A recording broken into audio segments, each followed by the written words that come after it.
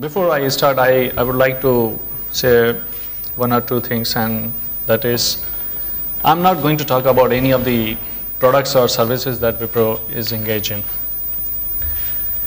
So that is something I generally don't do that. So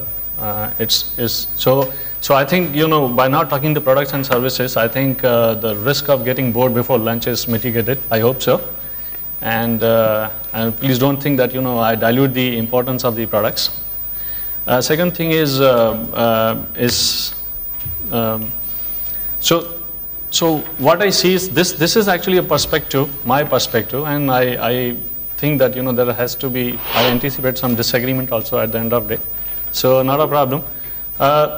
This perspective of mine is around the fact that over past few years, social media has rendered us tremendous experience, both positive and negative. Negative experience, and I still promote very hugely the usage of social media, right? So I promote social media even though there's a negative experience. Second thing which I want to see, I want to share with you is that, given the amount of experience, both positive and negative, I see a CISO is playing a much bigger role. And that is what I want to share with you guys. I said I promote social media, though there is a negative experience, not for the fact that, it is free. And if you guys think otherwise, it's because I think you have not paid the price so far. The fact of life is, what we see in the social networking sites is, you see the people talk about their lives, their interests, their loves, jobs, hobbies, and so on and so forth. And such thing that they probably don't feel like sharing with the strangers in the restaurants and the bars.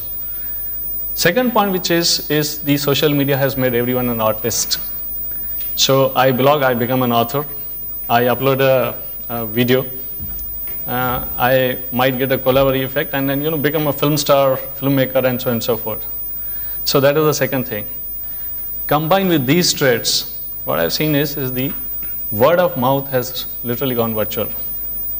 So you see a lot of likes and fans of friends, friends of fans, and so on and so forth. What is exactly is happened is that with this has actually opened up a new area of social CRM, creating the opportunities, including the rewards for participation, and there are examples, use cases where organizations have actually used this in marketing and brand strategy of businesses.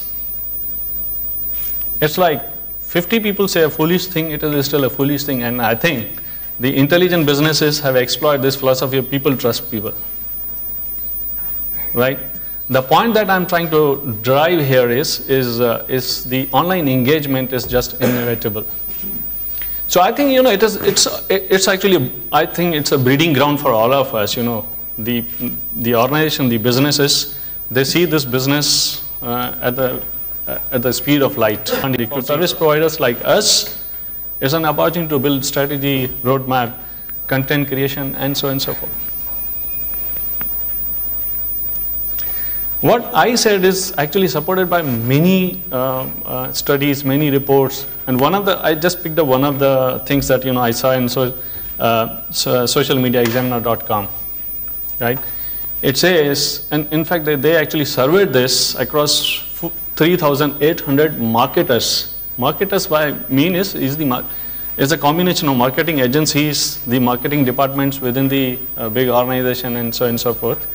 And they surveyed this. And what they actually said is that they have got the increased exposure to the extent of 85%, okay, and which indirectly or directly increase their the leads that were generated by 58% and resulted into 40% of improved sales.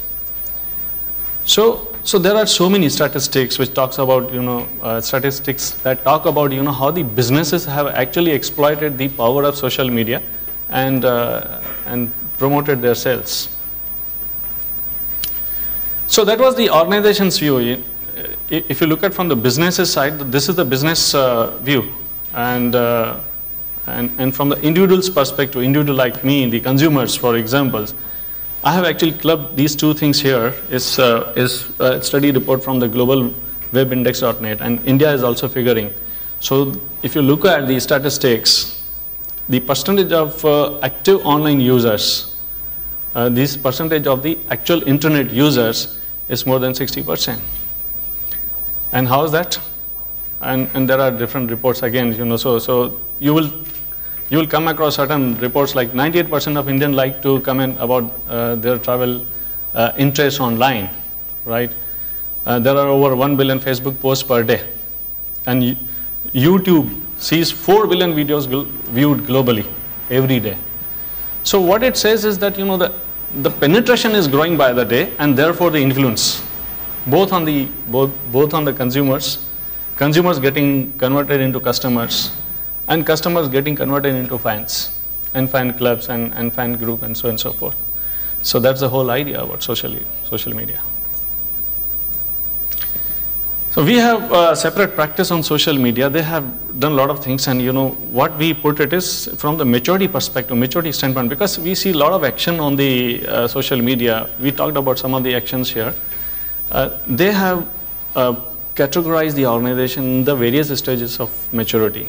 For example, the organization moving from, so there are 5 different stages. Anxiety is basically you just watch what is happening, what sort of action is happening on the social media, just that.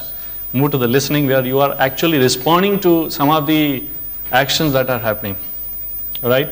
Move to the experiment is basically one more level up in terms of, you have a defined rule set in terms of how you should actually respond to particular status messages from the organization's perspective.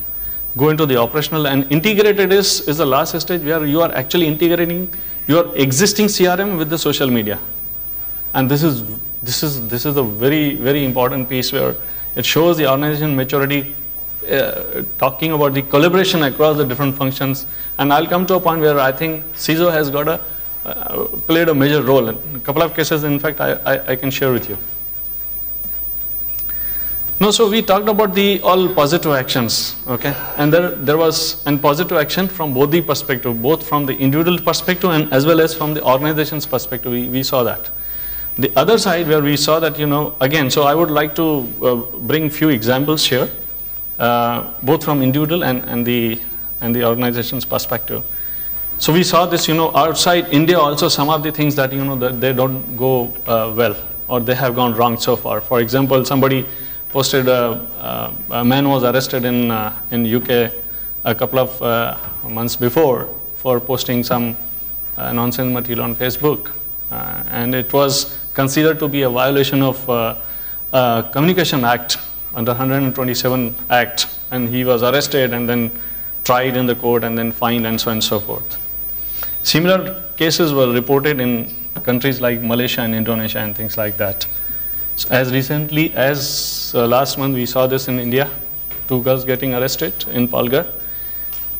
So, what we are talking about, one hand we are saying that probably there is it's a country, some similar incident happened, and it's considered to be a violation of act. In India, we saw this whole lot of debate. Okay, I don't want to get into whether this is right or wrong, whether the law enforcement agency did use this as a tool, and this tool is a right or wrong. That's not the issue. So I actually wanted to look at from a very different perspective. So fortunately, I come across this article by Indian Express Group, and this article talks about the report which is compiled by the Reports Without Borders, is an organization. It talks about the Global Press Freedom Index, and from the maturity press freedom maturity perspective, India is placed at 131. That means we are partially free country from the freedom of expression perspective or freedom of speech perspective. Of course, it's again debatable as to who's talking to whom. That is the difference. But what I'm trying to bring a point here is the notion of freedom of expression in India, in our country, cannot be taken for granted. So what is the underlying issue? Underlying issue is that we should keep debating on the law, governing law or regulations, I think the underlying thing that I see is fundamentally there is a disconnect. Fundamentally, I think it's the issue of awareness or unawareness. And therefore, as an individual, the price that one pays because of his or her ignorance and hitting the uncontrolled sentiments is huge. You can't really predict as to what is going to be the price. So that's the individual. The negative experience of an individual hooking onto social media. So let's bring some of the cases where organizations have got affected or impacted. I have deliberately attempted not to bring in-country examples. But from the messaging perspective, what I thought, these are the 2-3 examples that I wanted to really share with you. So last year during the Boxing Day, what happened is Donna Karan's brand was pulled by People for Ethical Treatment of Animals. Is an organization. It's a non-profit organization. They work for animals' rights, and they put up this message, DK Bunny Butcher, and they reached out to all the consumers saying that once you finish your online shopping or shopping, just put this message on your respective page and tag it. And this actually pulled down the complete sales, which what DKNY would have thought of on clocking on that particular day. And it was, their protest was brand's use of rabbit fur. In fact, they have actually used one model, Dimly William, who is one of the popular talk shows, and saying that I will go naked instead of using the rabbit fur. So one can imagine the consequences of messaging on the social media, the way it has been actually orchestrated. Likewise, Nestle was impacted and being targeted to a claim that they use of palm oil from the companies that are actually destroying Indonesian rainforests. Of course, Nestle went in and responded in a very positive manner. But before that, Facebook fans soon flooded with all the negative messages, right? And there is a third. So there are so many examples. We can actually keep on talking about. And the idea here is what I see is there is some sort of framework required where, and with this adversity in place, I think there's a potential. So the question is, what next? I'll come to that. When I talked about the negative experience from the organization's perspective, I thought let me see if this perspective can be supported, right?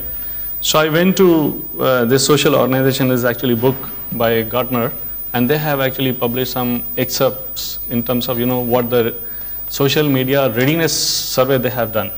Okay, and so they wanted to simplify, and they put the organization's overall behavior and attitude towards social media acceptance for the business in 2 buckets. The organizations, one, they were very positive towards social media, and the ones they were actually not really very positive, or in a very sophisticated words called challenge attitudes towards social media. Right? I will not get into each of these categories. All the categories, or the 6 categories, there is a dissimilarity. The only similarity is that all the 6 attitudes start with the letter F. So the more important thing is, if you really look at fearful, and that is what I'm going to come to this point again, is majority of the organization there with the fearful. The idea is, these people, these organizations, not only they were reserved, they had the reservation towards adopting to the social media practices, but their behavior is also such that they will influence negatively others in terms of not going to and adopt to the social media. That's very surprising fact, right? So going forward, moving on, I thought let us see. So I consider the whole set of around the attitude is actually, I think it's a lack of approach, and that is what I will come to, lack of approach. How do we actually address that part? But if you look at from the fear factors perspective, I think these are the fears that we run in our mind when we actually talk about the social media. Probably some of the organizations, they think that they will, going forward, lose the control over their brand. I agree. I agree unless we have a right approach. So these are the few of the fear factors, and there may be a debate which talks about which can actually lengthen this more and add more number of points. But primarily, what I see is these are the fear factors. One, around the brand reputation. Second is on the impact of the data privacy or the information privacy, right? Employee productivity, legal, regulatory, and compliance violation. National security. I thought, let me bring this particular aspect. So, referring back to the example that I gave, the recent example that happened in India, in Palghar arrest, right? Let me share with you my perspective. Is what I see is this is the weakness of our social fabric is such that anybody can go and create two warring groups, right? Hurting their sentiments and create a social disturbances. And this can be taken to a larger scale and therefore leading to a national security. I look at that way. We talked about the very generic stuff. We have seen that when we talk about social media, we talk about the malware infection, phishing scams. Your daughter is using laptop. She is uploading a video from her sent by her so-called friend. She doesn't know whether it's a real video. Click it, and then next day you connect your laptop to network and become a part of the botnet. Those are the old issues. Let's not talk about that factor that actually deter the right thinking that you can do a thinking on your feet. So what next? I think as a CISO, what I think is very, very reasonable approach in terms of listen, analyze, and enable. That's the way I look at actually. You listen what is being talked about, transacted about, and analyze the business risk, which is very important. Because so far we talk about the information security, information risk management, IT risk management, and so on and so forth, regulatory requirements and all that. This issue surrounds actually around the business risk, and that is where I see CISO can actually play a bigger role. It becomes more lucrative to talk about the business risk and then enable the business through a social media framework. Right? And to be governed through two aspects, code of conduct. When I said code of conduct, it is all about the awareness across your employees to the management, to the associates, non-associates, and so on and so forth. And second, through a strong social media policy, which would actually center around your organization's employees' behavior and all that, right? And organization, there are so many things happen, plentiful examples. I think I'm being shown the banner to conclude the session. I would sum up this, 3-4 things. I'm just giving one example. So, one of the top leading multinational infrastructure and networking companies, their CISO played a very big role when they were actually developing the product lifecycle management. It's very, unusual to come across such examples, but that is happening. So the CISO actually collaborated and brought different functional heads, one from quality assurance, user experience, and then project management, and so on and so forth, the marketing guys, etc. The idea was around to understand what is being transacted, what this whole thing is the whole cycle involves what sort of security issues, and then actually build that approach so that we do it first thing right, which is very important. So this is the inside example within the organization. From the outside, just give me 2 minutes. I think it's important. From the outside, one of the other things that I saw is a leading beverage company, when actually they invited the consumers to participate in their program for addressing a particular market segment, of course, building a new flavor, and they had the rewarded participation and reward program, etc. And some of the guys actually won the dollar amounts out there. The important thing was that again, CISO was involved in terms of understanding the whole cycle of this entire process, and where could be the data security issues, where could be the intellectual property rights violation issue from their customers' perspective and from the internal organization's perspective. Very important. Right, so I have just suggested few points here in terms of how CISO can actually analyze the business impact from the security standpoint, and define the right social media strategy. Organization to define social media framework along with the acceptable use, and of course change management and exception management. So these are the, time is less, I have taken it on a very high level and available, we can discuss at length. There are examples. Never before it happened, in fact, that organization and the businesses rather would have anticipated CISO being hurdled in some of the initiatives like this. This is the opportunity for CISO to go to business and say, hey boss, let's go social media way. And I would quote this situation that the CISO has actually come out with a innovation. So that is my perspective. And I leave this point for your introspection at your end. I anticipate there could be some disagreement. So the ones who disagree with me, I see them as my potential business partners going forward. So thank you very much. Thank you, Manohar.